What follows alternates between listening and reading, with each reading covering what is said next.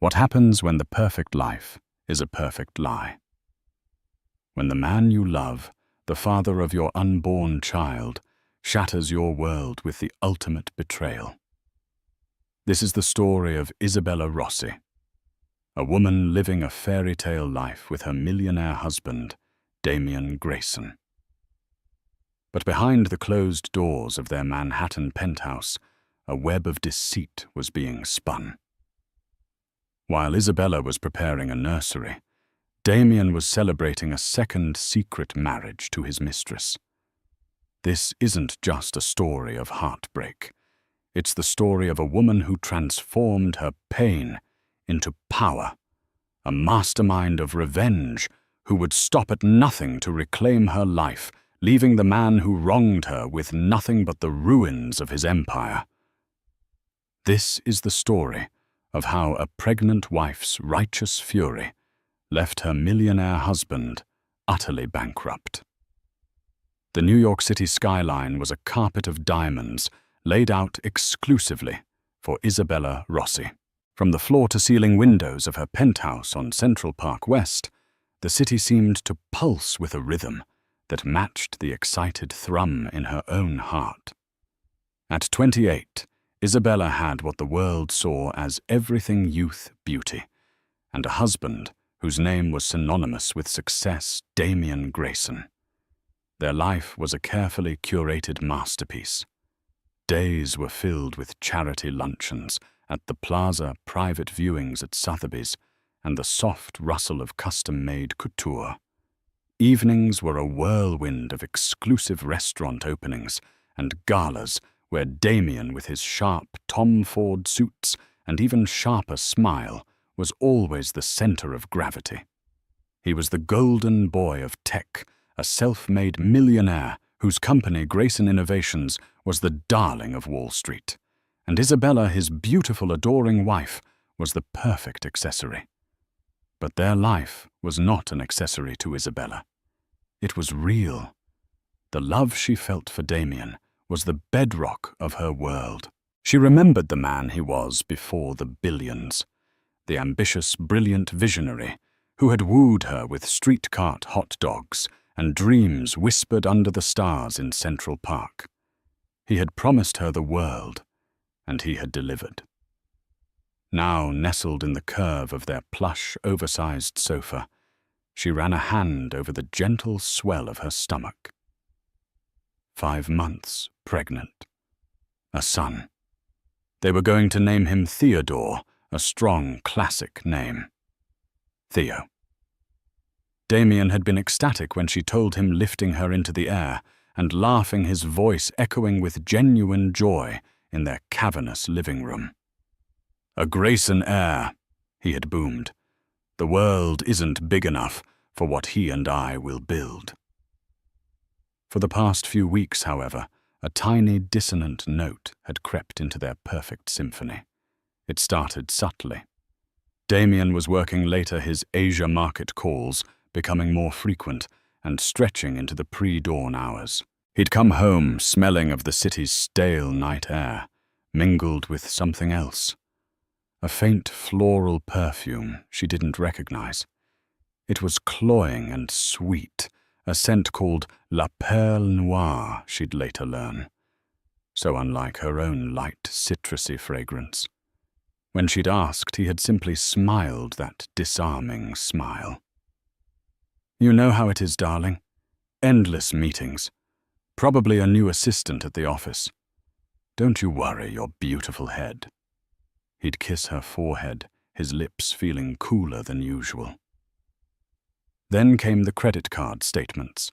Tucked away in the monthly bill she usually paid without a glance was a charge for a 2-carat diamond tennis bracelet from a boutique on Madison Avenue, a boutique she had never set foot in, a gift for his mother he'd explained smoothly for her birthday. But Isabella had sent his mother a beautiful cashmere throw just last week for that very occasion. The lie was clumsy, arrogant. It was the first time Damian had ever been clumsy with her. Doubt, once planted, is a weed that grows in the dark. Isabella started to pay attention. She saw the way he angled his phone away from her, the quick, furtive taps as he cleared his notifications. There was a new password on his personal laptop, a device that had once been as open to her as his heart. The breaking point arrived on a Tuesday afternoon. The air was thick with the promise of a summer storm. Damien was supposedly in a board retreat, upstate, unreachable until the next day. The house felt unnervingly quiet, amplifying the frantic beat of her own anxiety. She was arranging baby clothes in the newly painted nursery, a calming sky blue, when an email notification popped up on their shared family iPad, which was linked to their cloud storage. It was a photo stream update. Usually it was filled with pictures from their travels, family gatherings, or architectural designs Damien admired. But this was different. The sender was someone named Vicky. The subject line was a single heart emoji. Isabella's breath hitched. Her fingers, trembling, tapped open the notification. The screen filled with a photograph that shattered her world into a million glittering shards. It was Damien. He was on a white sand beach, the turquoise water behind him impossibly blue. He was wearing a white linen shirt, unbuttoned to show his tanned chest. His arm was wrapped tightly around a woman with platinum blonde hair, a predatory smile, and eyes that seemed to challenge the world. She was wearing a simple, elegant white dress that looked suspiciously like a wedding gown. On her left hand, catching the brilliant Caribbean sun, was a diamond ring so large it was almost vulgar. And on her wrist, unmistakably, was the 2-carat diamond tennis bracelet. But it was Damien's expression that dealt the fatal blow. It was a look of unguarded, triumphant joy, a look she hadn't seen on his face directed at her in a very long time. Below the photo was a caption, Mr. and Mrs. Grayson. Forever starts now. Cayman Islands. Secretly married, not my king, Mr. and Mrs. Grayson. The words swam before her eyes. Secretly married. The iPad slipped from her numb fingers and clattered onto the polished hardwood floor. The sound echoed in the silent penthouse like a gunshot. Isabella sank to the floor, her back against the crib meant for their son, and the first wave of a pain so profound she thought it might physically split her in two washed over her. It wasn't just betrayal. It was a complete erasure. Her life, her marriage, her future, the very identity of the child growing inside her, it was all a lie. A meticulously crafted, gilded cage. And the door had just been slammed shut with her on the inside. The storm outside broke. Rain lashed against the windows, mirroring the tempest that had just been unleashed within her soul. In that moment, surrounded by the innocent blue of her son's nursery, the soft, heartbroken woman, named Isabella Rossi, died. And from her ashes, something new, something cold and hard and diamond-sharp began to form. Revenge. For 48 hours, Isabella functioned on autopilot. She moved through the vast, silent penthouse like a ghost, the vibrant city outside a mocking blur. She ate not because she was hungry, but for the baby. She slept in one of the guest rooms, the king-sized bed she had shared with Damien, feeling like a tomb. She didn't cry. The shock had frozen her tears, crystallizing her grief into a single razor-sharp point of focus. When Damien returned, he was the picture of the doting husband, striding in with a bouquet of her favorite white peonies and a story of a successful if grueling retreat. "Isabella, darling, I missed you," he said, moving to kiss her. She turned her head, and his lips met her cheek. It felt like being touched by a snake. "You smell of salt and sun," she said, her voice unnervingly calm. Not the Catskills. A flicker of panic in his eyes, so quick she would have missed it before. But now she saw everything. We had a session by the lake, he lied, already spinning the narrative. The air was wonderful. She held his gaze, letting the silence stretch. In that moment, she made a conscious decision. She would not scream. She would not break down. She would not give him the satisfaction of her pain. She would play his game, but she would write the ending. I'm glad you're home, she said, her voice a perfect imitation of the loving wife he expected. I've been worried. That night, as he slept soundly beside her, the sheer audacity of it left her breathless. She slipped out of bed. In her study, she made the most important call of her life. Chloe, she whispered into the phone, her voice finally cracking. I need you. Chloe Chang was more than Isabella's best friend. She was a partner at one of New York's most formidable litigation firms. She was sharp, relentless, and possessed a loyalty as fierce as a tigress. She arrived at the penthouse within the hour, her usual sharp business attire replaced by jeans and a determined expression. Isabella laid it all out. The late nights, the perfume, the bracelet, and finally the photograph. She pulled it up on the iPad, her hand steady now. Chloe stared at the image, her expression hardening from concern to pure, unadulterated fury. She scrolled through the other photos in the album, Damien, and this Vicky clinking champagne glasses, kissing on a yacht, their hands intertwined. There were dozens of them. A whole secret life documented and celebrated. The Caymans, Chloe murmured, her legal mind already whirring. A favorite spot for discreet arrangements. It's a British overseas territory. Their marriage laws are different, but a legal ceremony that can be recognized here if filed correctly. She looked up at Isabella, her eyes dark. We have to assume it's a legal marriage, which makes him a bigamist.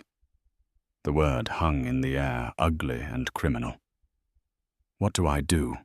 Isabella asked the question a plea. Chloe took her friend's hands.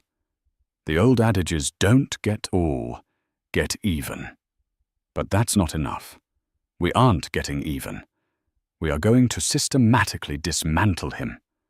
We will take his company, his reputation, and every last cent he has. We will leave him so bankrupt that the only thing he'll own is his name. And by the time we're done, that will be worthless too. You are pregnant with the Grayson heir. That gives you leverage he can't even begin to comprehend. A fire ignited in Isabella's chest, burning away the last vestiges of the heartbroken victim. Chloe was right. This wasn't just about a cheating husband. It was about the future of her child. It was about justice. Okay, Isabella said, her voice firm. What's the first step? The first step is you, Chloe replied, her tone all business. You are now the performance of your life. You are the loving, slightly tired, completely unsuspecting, pregnant wife. You will not change a single thing about your routine. He cannot know that you know. We need time for him to gather our arsenal. And for that, we need a ghost. The ghost was Jack Donovan, a private investigator Chloe had used on a few contentious corporate espionage cases. He was a former NYPD detective, old-school, discreet, and possessed a network of informants that ran through every stratum of the city. They met him in a nondescript coffee shop in Hell's Kitchen. Donovan was a man in his late 50s with tired eyes that missed nothing. He listened intently as Chloe, protecting Isabella's identity for the moment, laid out the preliminary facts. A high net worth husband, a suspected affair, and a possible bigamous marriage. Isabella, sitting silently, pushed a folder across the table. Inside was everything she had. Damien's full name, his company. Details the name Victoria Vance from the photo stream and a high-resolution printout of the picture from the Caymans. Donovan picked up the photo. He studied the woman Victoria. A face like that is either born into money or is very, very good at acquiring it, he grunted. I'll start with her. The man is the target, but the woman is the key. She'll have a history. They always do. He then looked at Isabella, a flicker of something like sympathy in his professional gaze. This won't be pleasant. Are you prepared for what I might find? I'm prepared for anything, Isabella stated, her voice devoid of emotion. Find it all. Jack Donovan was worth every penny. Within a week, the first report landed in Chloe's encrypted inbox. Victoria Vance was 29, a former model and current lifestyle influencer, with a voracious appetite for the high life and a string of wealthy benefactors in her past. Donovan's sources in the Caymans confirmed it. Damien Grayson and Victoria Vance had been legally married in a private ceremony on Grand Cayman 3 months ago. They had filed the paperwork immediately. Damien was legally and criminally a bigamist, but Donovan dug deeper.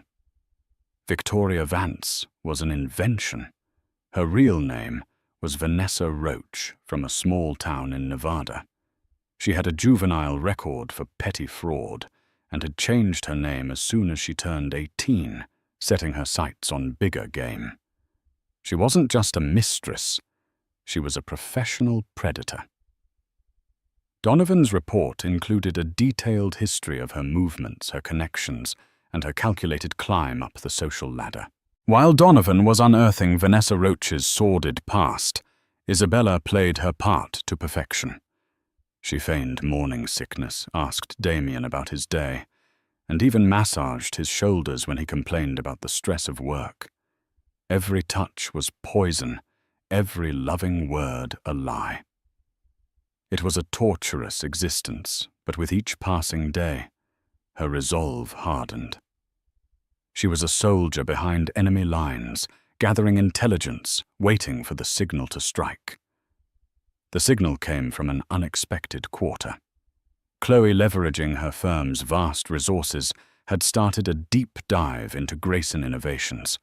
On the surface, it was a fortress, a tech giant with soaring profits, and a revolutionary new AI platform that was its crown jewel. It's too perfect, Chloe said during one of their late-night strategy sessions in her office. Companies that grow this fast, this cleanly, they're either run by a once-in-a-generation genius or they're cutting corners. We need someone on the inside. Finding that person seemed impossible. Damien ran his company with an iron fist, demanding absolute loyalty. But Isabella remembered someone.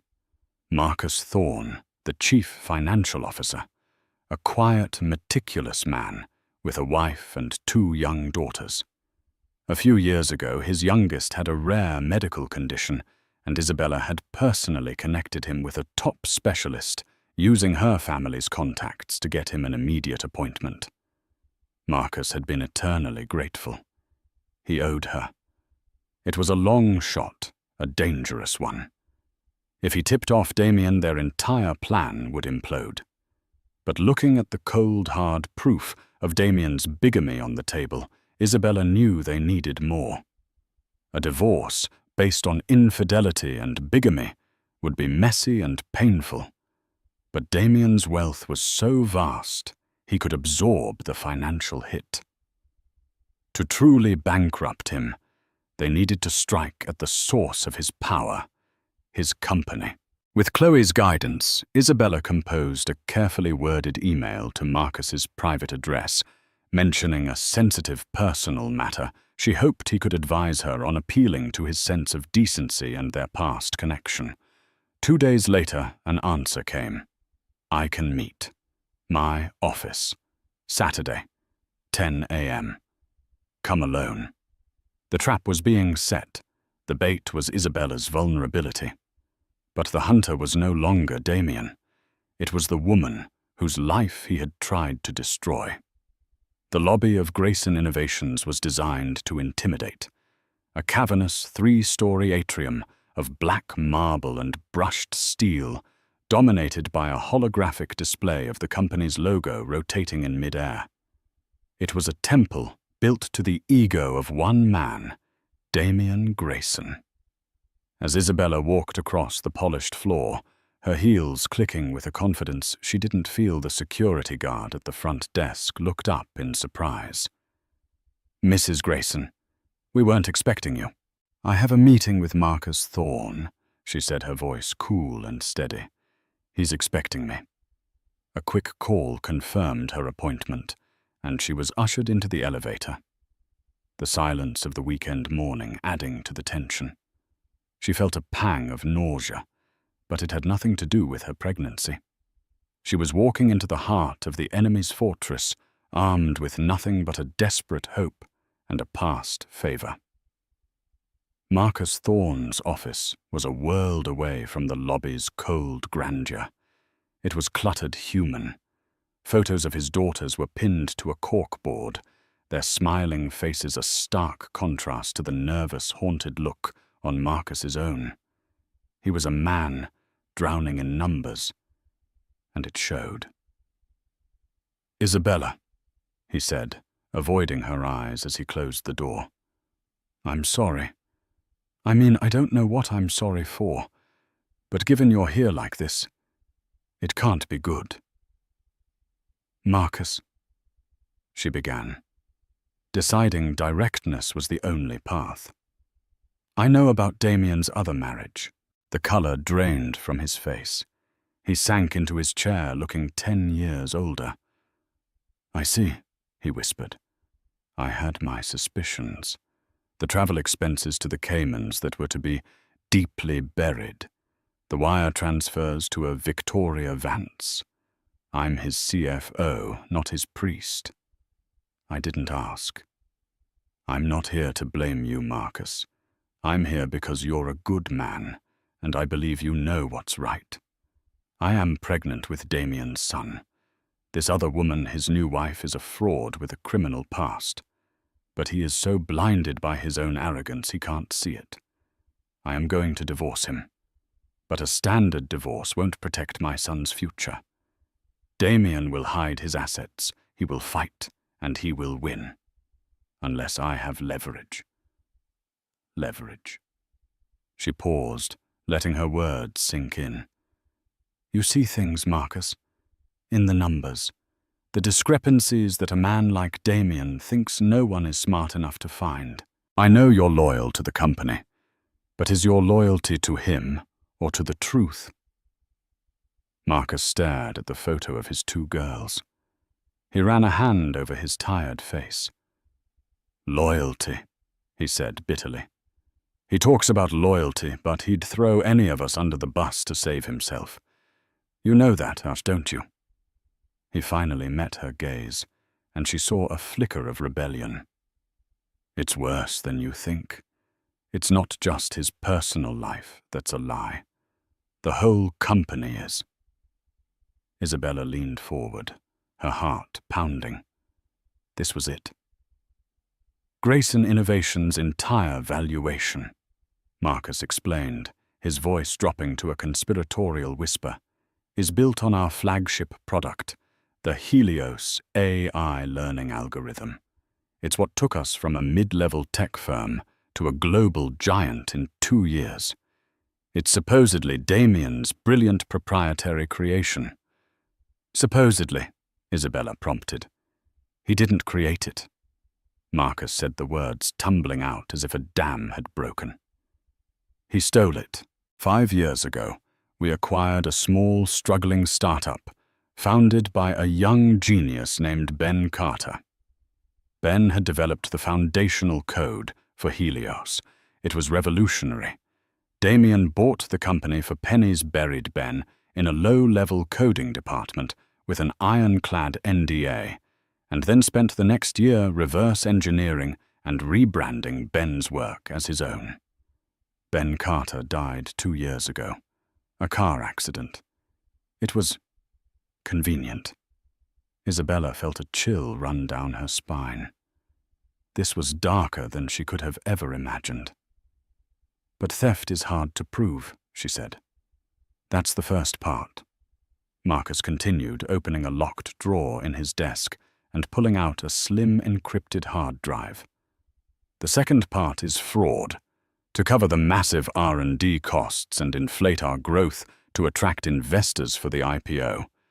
Damien started cooking the books. He created shell corporations, falsified revenue streams, and hid liabilities in a way that is brilliantly complex. It's a house of cards, a multi-billion-dollar house of cards. If one specific revenue report were to be investigated by the SEC, the whole thing would collapse. He looked at the hard drive in his hand.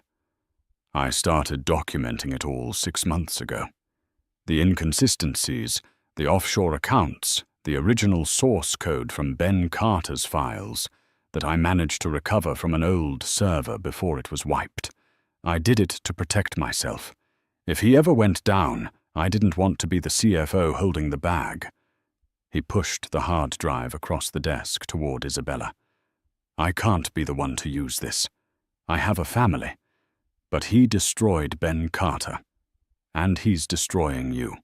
If this information were to be anonymously delivered to, say, a very aggressive reporter at the Wall Street Journal and the enforcement division of the SEC, his empire would cease to exist within a month. Isabella stared at the small piece of plastic and metal. It was the atomic bomb they had been looking for. It held the power to not just bankrupt Damien, but to potentially send him to prison. "Why, Marcus?" she asked softly. "Why risk everything for me?" "Because you showed my family kindness when you had no reason to," he said simply. "And because my daughters deserve to know their father stood for something at least once." Isabella took the drive. It felt heavy with the weight of futures, Damien's, hers, her son's, and Marcus's. "He will never know it came from you," she promised. "I swear it." Walking out of the Grayson Innovations building, Isabella no longer felt like a victim. She felt like a general with a war plan. She had the proof of bigamy from Jack Donovan. She had the legal strategy from Chloe. And now, thanks to Marcus Thorne, she had the weapon that would bring the entire kingdom crashing down. The plan was refined in Chloe's war room of an office. They would orchestrate a 3-pronged attack. Phase 1. The social assassination. They needed to tarnish Damien's carefully crafted public image. Isabella would accidentally leak a rumor to a well-known society gossip columnist, someone she knew from the charity circuit. Not the full story, but just enough to light the fuse a whisper about Damien being incredibly close to a stunning new influencer, Victoria Vance. It would create a crack in his armor of respectability. Phase 2. The legal ambush. Once the rumors started to swirl, Chloe would file for divorce. The petition would be a masterpiece of legal devastation, citing irreconcilable differences. But the real bombshells would be saved for discovery. They would subpoena travel records, financial statements, and deposition requests for both Damien and a Ms. Victoria Vance, officially putting her on the legal chessboard. Phase 3. The financial apocalypse. This was the kill shot. After the divorce filing sent Damien and his legal team into a frenzy, Chloe would use a secure anonymous channel to deliver Marcus's hard drive to 2 places simultaneously, a Pulitzer Prize-winning journalist known for taking down corporate giants and the SEC's whistleblower office. The timing had to be perfect, a cascading series of explosions designed to leave him no room to maneuver, no time to hide his assets. No chance to spin the story. Isabella went home, the hard drive tucked securely in her purse. She found Damien in their home gym, working out his aggression on a punching bag, a sheen of sweat on his brow. "Tough day?" she asked, her voice sweet as honey. "You have no idea," he grunted, not looking at her. "Just pressure. Always pressure." "Well," she said, placing a gentle hand on his back. "Let me know if there's anything I can do to help." He just nodded, oblivious. He thought the bag in front of him was his enemy. He had no idea the real threat was standing right behind him, ready to burn his world to the ground. The performance was almost over. The final act was about to begin. The first domino fell with the delicate clink of a champagne flute. At a benefit for the New York Public Library, Isabella found her target, Beatrice Fairfax, a society columnist for Manhattan Pulse, whose pen could build a reputation or shatter it with a single, well-placed sentence. Beatrice, a woman in her 60s, with surgically sharp eyes, glided over to Isabella. "Isabella, my dear, you're glowing. Pregnancy suits you." "Thank you, Beatrice." Isabella smiled, a perfect picture of maternal bliss. "Though Damien has been working so hard, I barely see him. His new project is all-consuming." Beatrice's interest was piqued. "Oh, another billion-dollar idea." "Something like that," Isabella said, leaning in conspiratorially, her voice a low murmur. "It's not just a project, it's a person. A new protege. An influencer, I believe. Victoria Vance. He says she has a revolutionary vision for the brand. He's been flying her all over, even to the Caymans, for inspiration. He's completely captivated by her." She delivered the lines with a masterful blend of wifely pride and a hint of weary resignation. She didn't mention an affair or a marriage. She simply planted a name, Victoria Vance, and linked it to Damien and a romantic, exclusive location.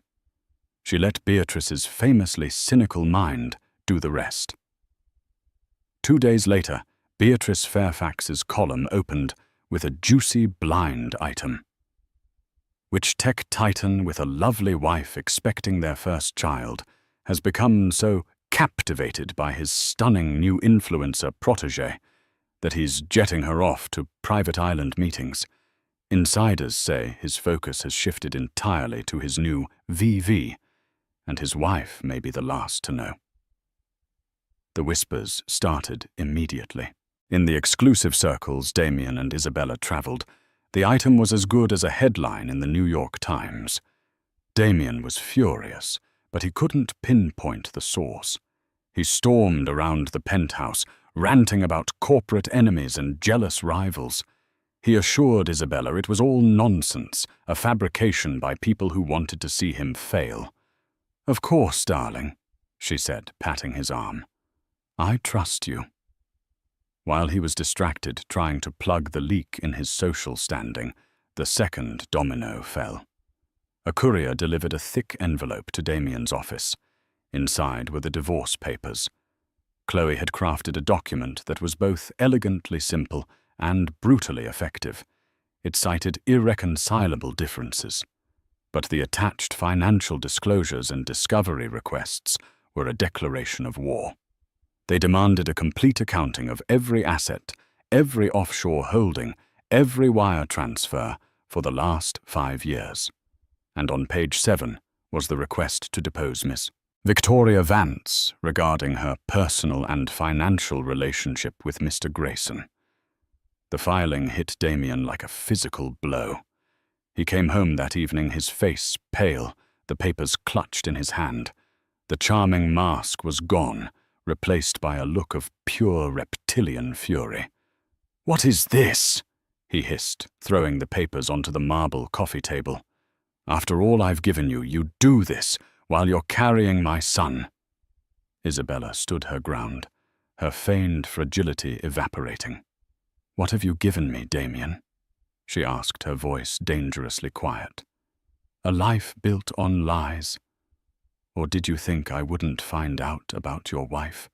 The word hung in the air between them. Wife. He recoiled, as if struck. "What are you talking about? You're my wife." "Am I?" Isabella shot back, her voice rising with righteous anger. "Or is that the title you gave to Victoria Vance, or should I say, Vanessa Roach in the Cayman Islands 3 months ago?" Damien's face went from white to grey. He was speechless.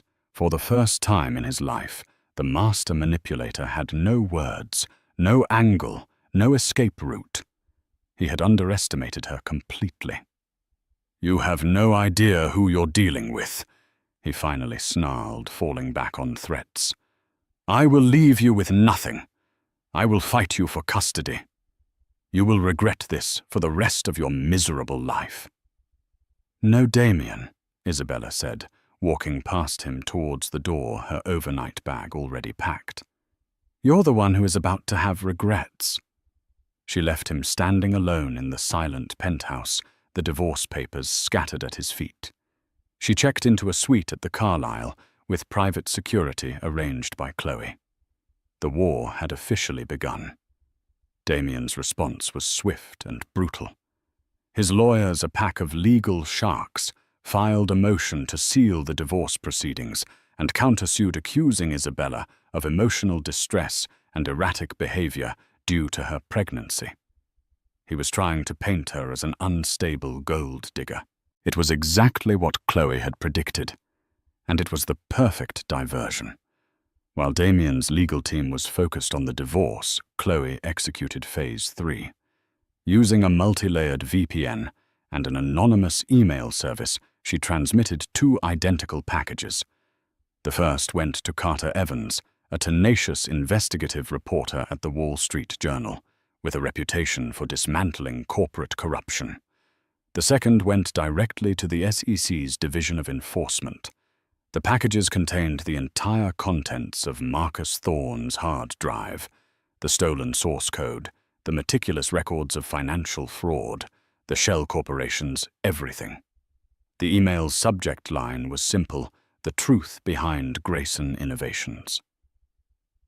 For a week, there was an unnerving silence.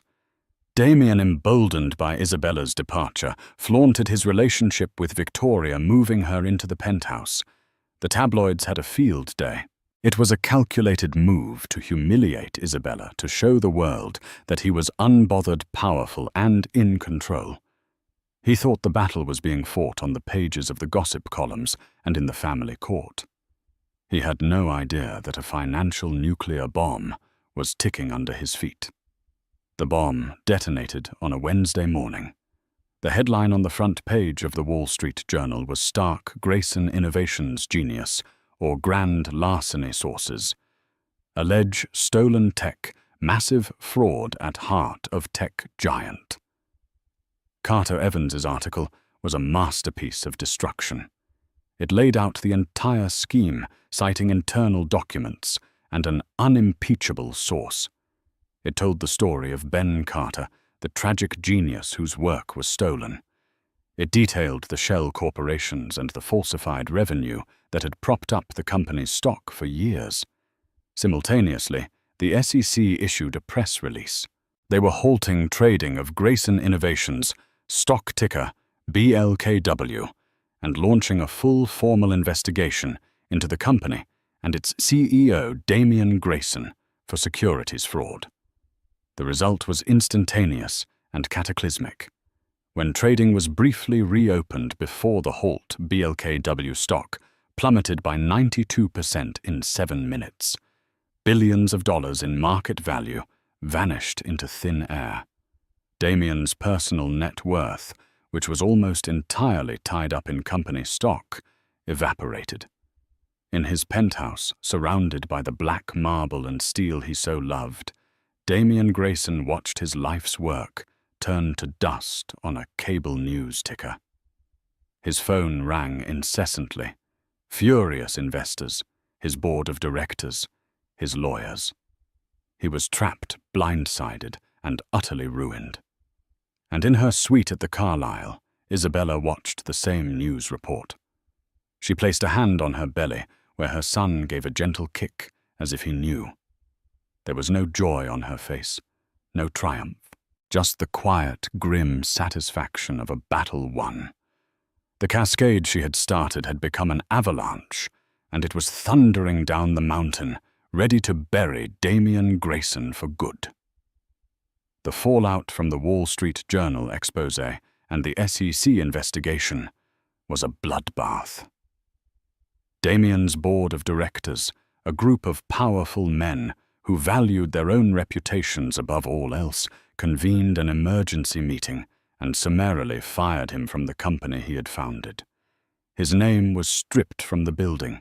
His corporate credit cards were cancelled. The empire was cutting off its head to save the body, but it was too late. The company was toxic, a financial pariah.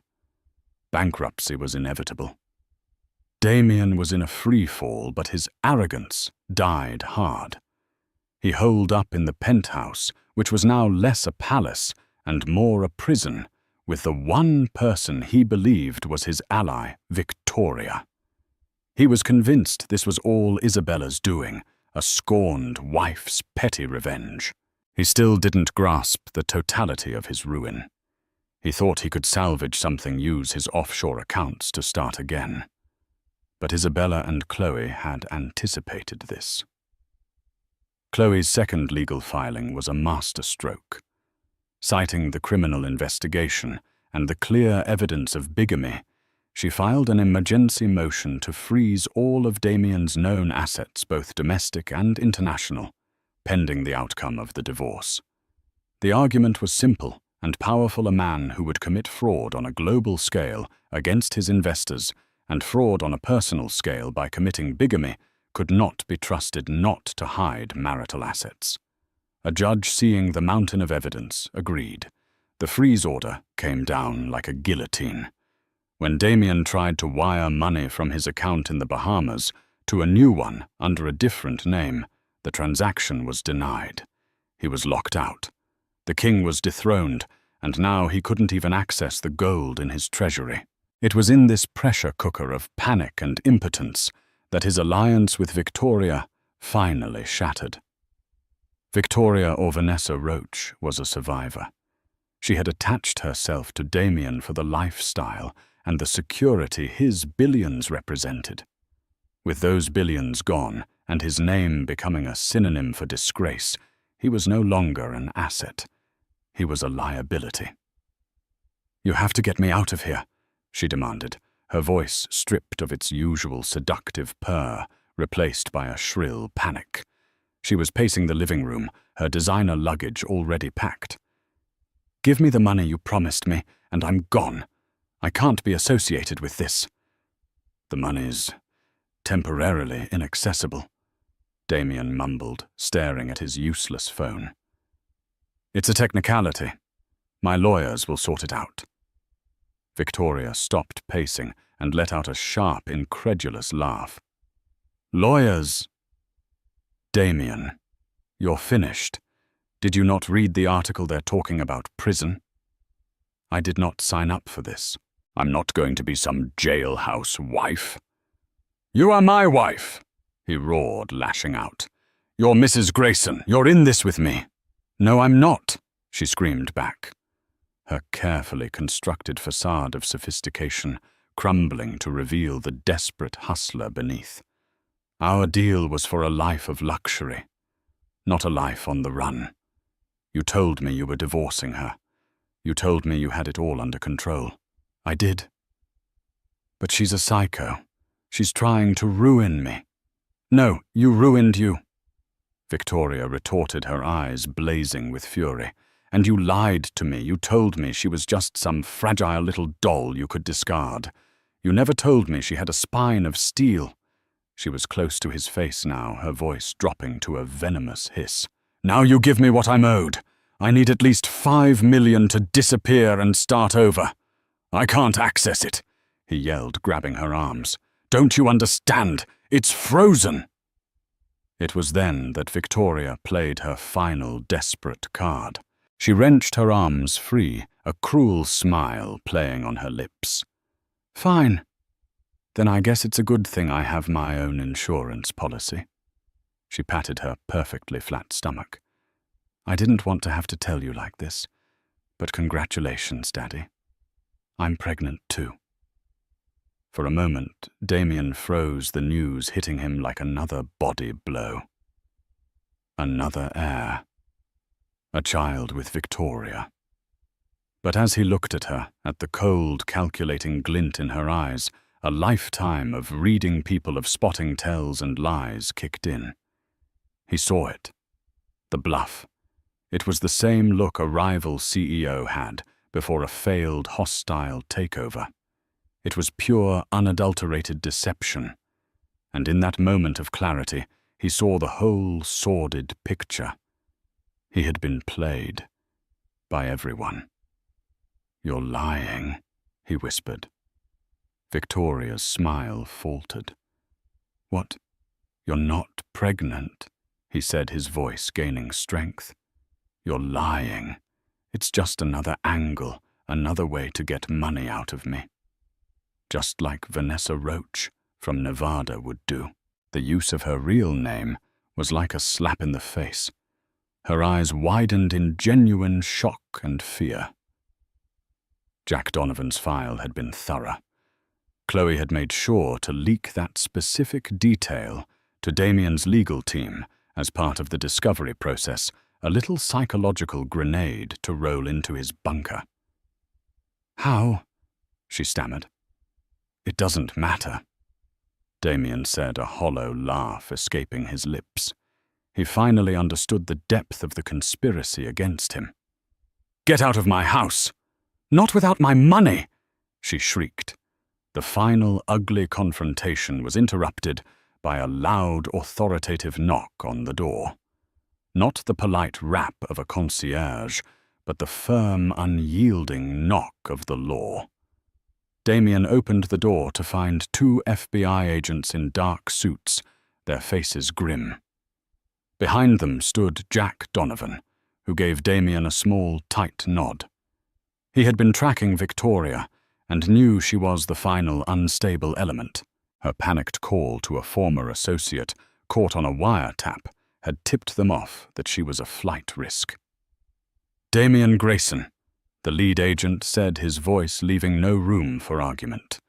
"You're under arrest for securities fraud, wire fraud, and conspiracy." As they put him in handcuffs, the world he had built, the penthouse, the name, the power, seemed to shrink around him.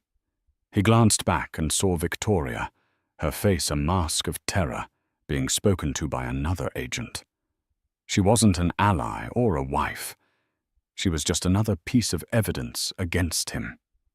His final, most personal betrayal. The elevator ride down felt like a descent into hell. As he was led out of the building's grand entrance, a frenzy of reporters and photographers swarmed him, their cameras flashing like lightning in a storm. Across the street, watching from the tinted window of a black town car, sat Isabella. She didn't feel triumph. She didn't feel joy. She felt a profound, aching sense of closure. She watched the man she had once loved, the man who had been the center of her universe, reduced to a common criminal, his face a mixture of shock and utter defeat.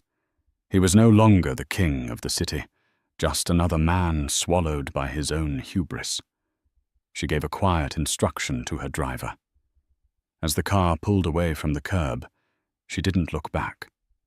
She was driving toward the future, toward the birth of her son, toward a life that was finally, truly her own. The king had fallen. His reign was over. 6 months later, the brutal New York winter had finally relinquished its grip, yielding to a tentative, hopeful spring. In the quiet, tree-lined streets of Park Slope, Brooklyn, the air was sweet with the scent of damp earth and blossoming cherry trees.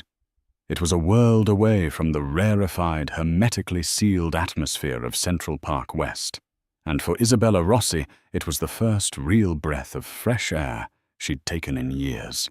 The city, in its relentless cycle of decay and rebirth, was offering a clean slate, and she was ready to accept it. Her own regeneration had arrived 3 months prior, on a crisp January morning, in the form of a 7-pound miracle named Leo. The moment the doctors placed him in her arms, a profound and seismic shift occurred within her, holding his tiny, warm body against hers. Listening to his first soft cries, she felt the last vestiges of her cold, calculated anger melt away, replaced by a love so fierce and absolute it reoriented her entire universe. His small, perfect face with a dusting of dark hair, so like her own, was not a trophy from a war won, but the very reason the war had been necessary. In his innocent eyes, she saw not a reflection of Damien's betrayal, but the untarnished promise of the future. The revenge had been a means to an end, a scorched earth campaign to clear the ground. Leo was the foundation for everything that would be built upon it.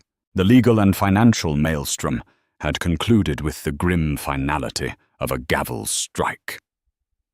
Damien Grayson's trial was a media spectacle. Faced with Marcus Thorne's irrefutable evidence, corroborated by a dozen other executives eager to save themselves, Damien's legal team saw the futility of a fight. He accepted a plea deal. The sentencing was brutal. 15 years in a federal penitentiary for securities fraud, wire fraud, and conspiracy. The charge of bigamy while carrying a lesser sentence was the detail that captured the public imagination, the lurid cherry on top of his sundae of disgrace. It sealed his legacy not as a fallen genius, but as a common cheat and a fool. In the final courtroom images, his custom-tailored suit hung on him like a costume, his face gaunt and haunted the mask of the invincible Titan, finally, irrevocably shattered. He was no longer Damien Grayson. He was inmate number 73408-054. Victoria Vance, true to her predatory instincts, had played her final card perfectly.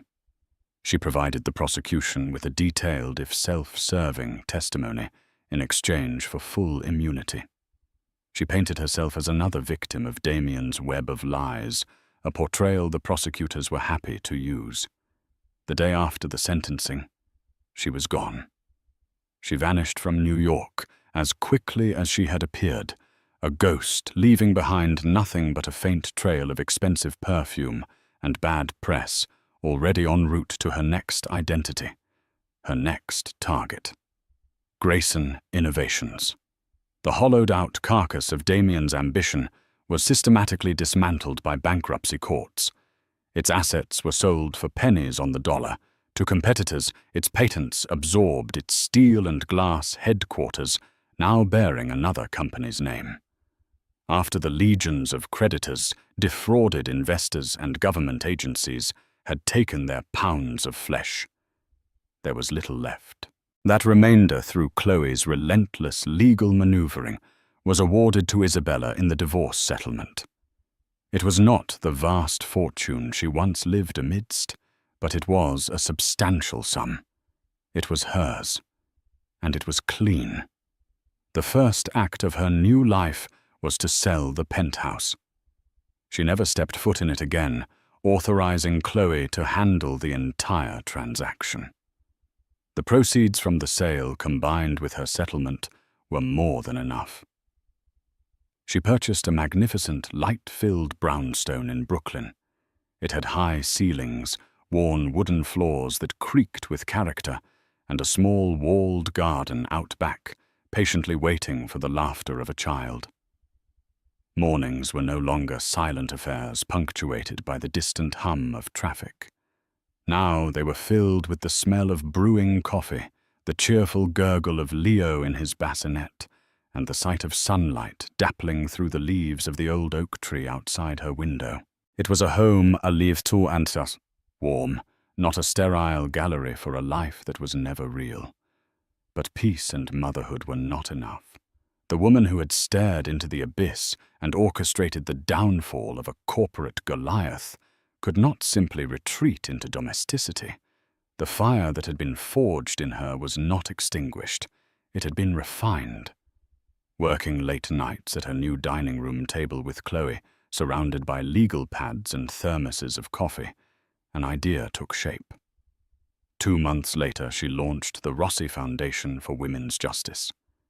It was a non-profit organization with a clear, fierce mission to provide elite legal and financial resources to women ensnared in complex, fraudulent, or abusive marriages with powerful partners.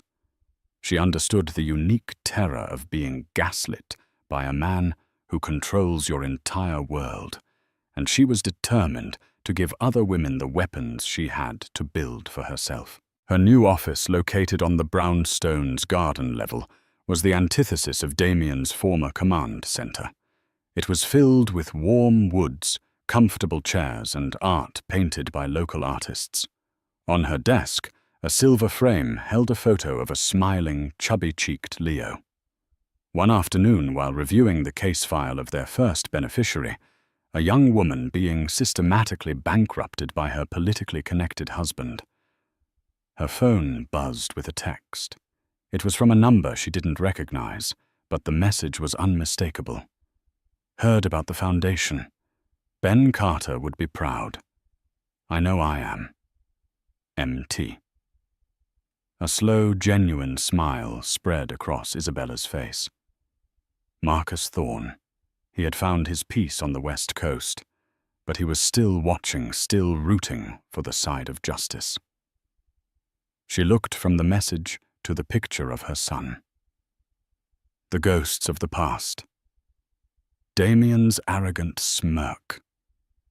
Victoria's cruel smile no longer had the power to haunt her. They were footnotes in a story that was now entirely her own. She hadn't just gotten revenge.